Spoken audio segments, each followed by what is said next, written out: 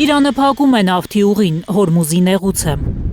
Բայց դեռ ժամանակավոր։ Ֆարս լրատվական գործակալությունն է հայտնում, որ Իրանը մի քանի ժամով սահմանափակում է նավարկությունը նեղուցի որոշ հատվածներում, Հեղափոխության պահապանների կորպուսի զորավարժություններ անցկացնելու համար։ Հորմուզի նեղուցով է անցնում աշխարհում սպառվող նավթի գրեթե 20%-ը։ Այն կապում է Պարսից ծոցի խոշորագույն նավթարտահանողներին Սաուդյան Արաբիան, Իրաքը, Իրանը, Միացյալ Արաբական Էմիրությունները, Օմանի ծոցի և Արաբական ծովի հետ։ Ավելի վտանգավոր, քան ավիակիրը զենքն է, որ կարող է այն ուղարկել ծովի հատակը, հայտարարել է Իրանի գերագույն հոգևոր առաջնորդ Ալի Խամենեին, նկատի ունենալով շաբաթներով Պարսից ծոցում կուտակված ԱՄՆ ծովային ուժերին։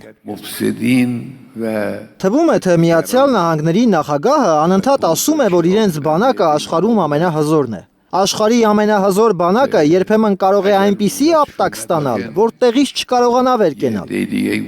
Անընդհատ ասում են, մենք ավիակիր ենք ուղարկել Իրանի կողմ։ Լավ, ավիակիրն իհարկե վտանգավոր միջոց է, սակայն ավելի վտանգավոր է այն զենքը, որը կարող է այդ ավիակիրը խորտակել և ուղարկել ծովի հատակը։ Ջրի վրա լայնամասշտաբ ուժի ցուցադրություն է երկուշաբթի սկսել Հեղափոխության պահապանների կորպուսը։ Իրանական լրատվամիջոցները գրում են, թե մոտ օրերս Հորմուզի նեղուցում համատեղ զորավարժություններ են անելու Իրանը, Ռուսաստանն ու Չինաստանը։ Միջազգային փորձագետները նկատում են, որ Իրանի հետ նույն շահն ունեցող պետությունները դիմադրություն են ցույց տալու Միացյալ Նահանգներին, թույլ չտալով, որ բանակցությունների սեղանի շուրջ Իրանը որևէ հետքայլ անի, որ կվնասի իրենց։ Նրանք ասում են, եկեք բանակցենք ձեր միջուկային էներգիայի մասին, եւ թող բանակցությունների արդյունքը լինի այն, որ դուք չունենաք այդ էներգիան։